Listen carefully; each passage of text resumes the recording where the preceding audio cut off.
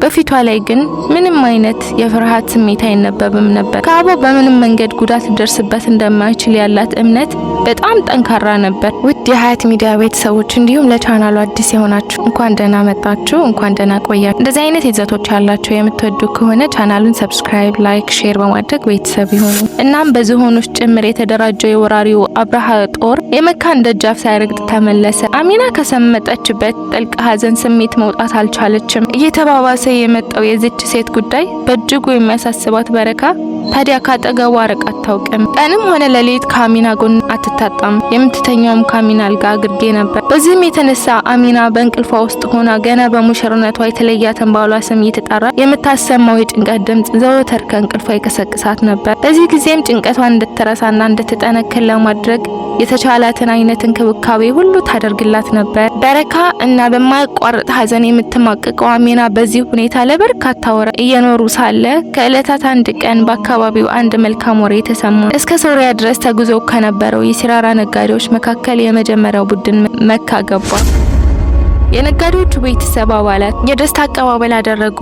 ወሬውን የሰማችው አሚና የባሏን ሁኔታ ለማወቅ ከፍተኛ ጉጉት ስለደረሰባት ተደብቃ ወደ አብዱል ሙጣሊብ ቤት አመራች። ሆኖም ግን ሀዘን ይበልጥ ይነጣት ጀመር። ባሏን በተመለከተ የሚታወቅ ነገር ባለማግኘቷ በቀዝቃዛ ስሜት ተውጣ ወደ ቤቷ ተመለሰች። የአሚና ስሜትም ይጎዳል ብላ በማሰብ አብዱል ሙጣሊብ ዘንድ ሄዳ የሰማችውንም ሆነ ያየችውን ከመናገር ተቆጠበች። ጥቂት ቆይቶም ቀሪዎቹ ነጋዴዎች ተጠቃለው ከረጅሙ ጉዞ ተመለሱ። ያም ሆኖ ከነዚህ ነጋዴዎች ጋር አብደላህ አልነበረም። እናም በረካ ወደ አብዱል ሙጣሊብ ቤት ሄደች። የስሪብ ከሚባል አገር አብደላህን የተመለከተ መልእክት ነበር። መልእክቱ አብደላህ ይህንን ምድር በሞት ተለይቷል የሚል ነበር። በረካ መርዶውን ስትሰማ ከሚገባው በላይ በመደንገጧ የተነሳ እየተንሰቀሰቀች ወደ አሚና ቤት መሄዷን እንጂ ሌላ የምታስታውሰው ነገር አልነበረም።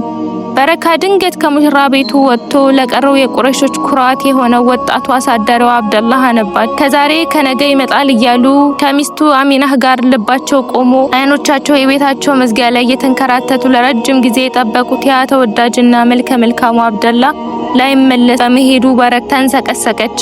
አሚና አሳማሚ የሆነውን መርዶ ስትሰማ ራሷን እንደ መሳት ብላ ተዝለፍልፋ አልጋዋ አጠገብ ወደቀች።